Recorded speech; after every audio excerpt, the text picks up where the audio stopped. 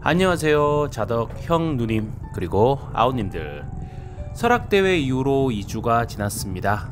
지난 대회 때는 여차여차 50분 기록 단축을 했지만 그 후유증으로 극심한 근육통에 감기까지 오더군요. 5, 6월에 콧물까지 흐르면서 이번 대회를 위한 훈련은 꿈도 꾸지 못했습니다. 겨우 이틀 전에 가볍게 언덕 셔틀 훈련 10분 정도 한 게 전부였습니다. 올해 두 돌을 맞는 가평 그란폰도는 지난 대회 처녀 출전에서 화학산 문턱에서 컷오프 당했던 저에게는 또 한 번의 도전이었습니다. 그때 이후로 와신 상담 10번의 대회에 참가하게 되었고 이번에는 반드시 정복하겠다고 다짐을 했습니다. 자, 이제 드디어 그동안 씻을 수 없었던 지옥을 안겨준 화학산에 복수할 시간이 되었습니다.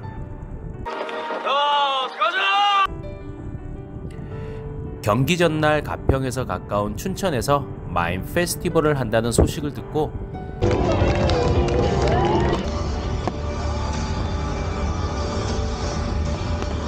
잠은 처제네 집에서 자기로 하고 아내와 딸아이를 데리고 축제를 보기로 했습니다.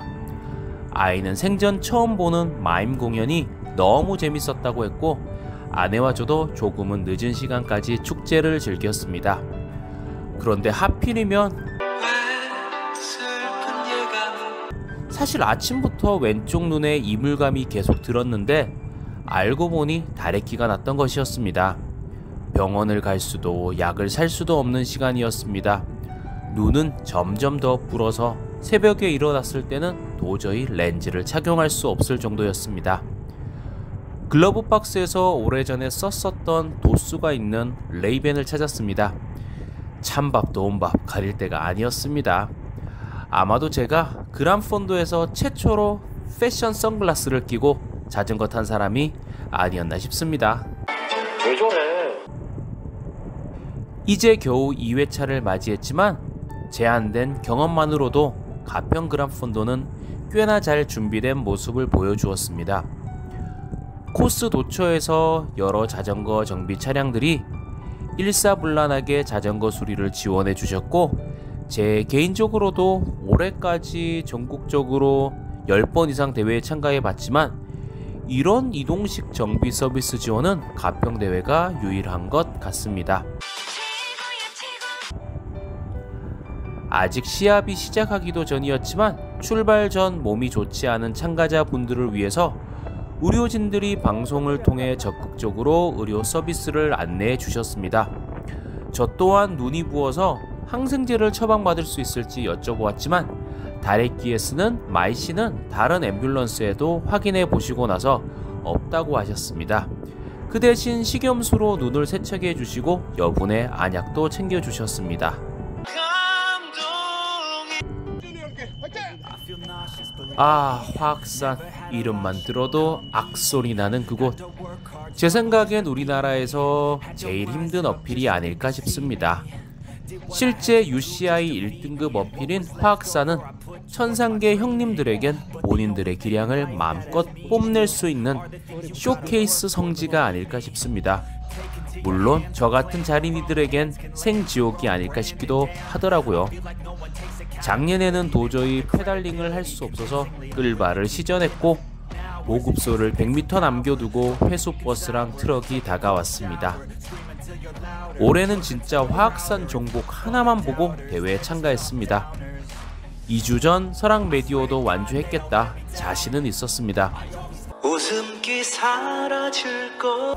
하지만 화학산 진짜 만만치 않았습니다. 눈으로 보는 것보다 훨씬 더 경사가 느껴졌고 기어는 감히 풀 이너에서 단 한 단도 내릴 생각이 들지 않았습니다. 케이던스는 점점 더 느려지고 호흡은 점점 더 거칠어졌습니다. 자결하는 태양은 말리는 시누이처럼 더 얄미웠습니다.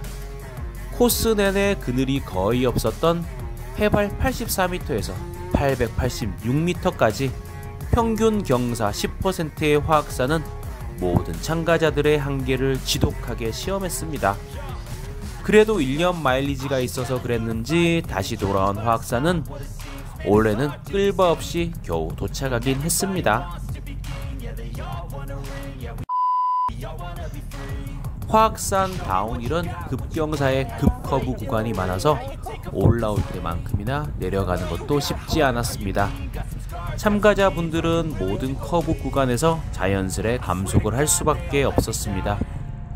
주최 측에서 설치한 건지는 모르겠지만 위험 구간마다 펜스에 안전 패드가 있었고 깃발과 육성으로 위험 신호를 안내해 주셨던 많은 스태프분들도 안전을 위해 꽤나 신경을 많이 써 주셨습니다. 원래는 그란폰도를 신청했고 대회장 와서도 호기롭게 풀코스로 달릴 생각이었습니다. 하지만 화학산에서 힘을 다 써버렸고 이미 몸은 방전되기 일보 직전의 스마트폰 같았습니다. 결국 가평 그란폰도는 내년으로 미루고 올해는 그냥 메디오 코스로 가기로 결정했습니다. 두 번째 어필 도마치제가 또 한 번의 도전 과제를 내어주며 우리를 기다리고 있었습니다. 해발 285m에서 693m, 평균 경사 7%, 저 같은 자린이에게는 여전히 피할 수 없는 재단이었습니다. 몇 안 되는 나무 그늘 아래에서 잠깐 쉬면서 다른 자덕분들을 만나게 되었습니다. 다들 어디서 오셨어요? 가볍게 아이스 브레이킹을 하고 가평 괜히 왔다고 힘들어 죽겠다고 너스레를 떨었습니다. 또 한 분께서는 원래 경치 보면서 관광 라이딩 하러 왔는데 이 땡볕에서 끝이 보이지 않는 언덕을 죽어라 올라가다 보니 이건 뭐 운동이 아니라 어디 공사장에서 일하고 있는 것 같다고 하시더라고요.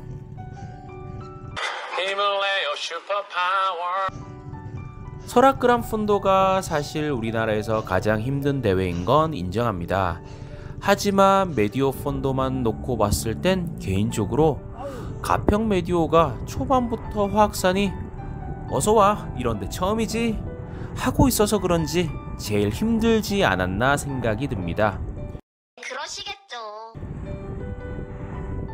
그렇게 나무 그늘에서 이야기꽃을 한참 피우고 있었을 때 그란폰도 선두그룹이 지나가셨습니다. 자덕들의 메시아 국가대표 공효석 선수와 가수 본업보다 독지가로 더 유명한 션, 그 외 몇몇 유명 인사분들이 별로 힘도 들이지 않고 슝 하고 날아가셨습니다. 그들의 퍼포먼스에 앉아있던 저희는 짐 캐리처럼 턱을 떨어뜨리고 한참 동안 그들을 지켜보았습니다. 가평은 진짜 자린이들의 무덤입니다. 물론 천상계 형 누님들에겐 자신의 한계를 넘어볼 수 있는 천국이 맞고요. 도마치제 다운힐은 즐거운 경험이었습니다. 지난 영상에서 중력과 공기를 자덕들이 반드시 극복해야 하는 것으로 묘사했었는데 이제야 알게 되었습니다. 사실 우리는 그 녀석들의 도움을 또한 받고 있다는 것을 말이죠. 중력은 다운힐에서 심지어 페달링 없이도 신나게 활강할 수 있게 해주고 산들바람은 어필에서 우리의 땀을 식혀주는 고마운 녀석들이더라고요. 다래끼 말고도 불운이 또 있었습니다. 방지턱을 넘을 때 충격으로 거치대에 있던 폰이 도로 위로 튕겨져 나가버렸습니다. 자전거를 길가에 세우고 따라오시던 분들에게 조심하시라고 신호를 보냈습니다. 다행히 모두들 안전하게 제가 떨어뜨린 핸드폰을 잘 피해 가셨습니다. 하지만 뒤따르던 SUV 한 대가 폰을 밟고 지나가 버렸습니다. 액정은 산산조각 나버렸고 전화도 문자도 이제 폰으로 할 수 있는 건 단 하나도 없었습니다. 되돌아보면 오히려 제가 운이 좋았던 것 같습니다. 제 부주의로 피해 입은 분이 단 한 분도 계시지 않았기 때문이죠. 괜찮아, 잘 될 거야.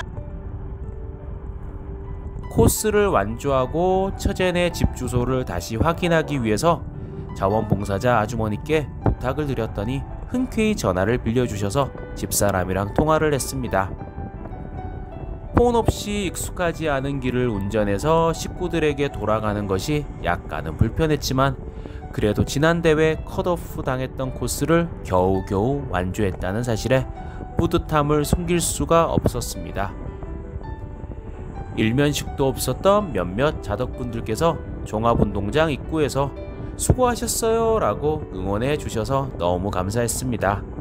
매번 느끼는 거지만 대회장에서 느끼는 동지에는 깨진 휴대폰 액정도 잠시 잊게 만들어 주더군요. 다음날 바로 삼성 서비스 센터로 갔고 액정 수리하는데 뒷면 패널까지 같이 교환해서 13만원 정도 들었습니다. 다행히 어떤 개인정보도 잃지 않았고 애플리케이션도 그대로였습니다. 이제 또 하나 깨닫게 되었습니다. 왜 자덕형 누님들께서는 폰 거치대 쓰지 않으시고 주머니에 넣고 다니시는지. 자, 지금까지 평생 잊지 못할 가평에서의 여정을 마무리해 보도록 하겠습니다. 좋은 일도 있었고 나쁜 일도 있었지만 큰 사고 없이 완주했고 같은 취미를 가지고 있는 좋은 분들의 따뜻한 마음도 느낄 수 있어서 가평에서의 하루도 나름 가치 있었다고 생각합니다. 가끔은 가장 힘든 도전이 가장 큰 보상으로 이어질 수 있다고 하더라고요. 널 죽이지 못한 시련은 너를 더 성장하게 만든다 라는 노래 가사도 생각나는군요. 이번 영상도 시청해 주셔서 감사드립니다. 다음 영상까지 열심히 페달링 하세요.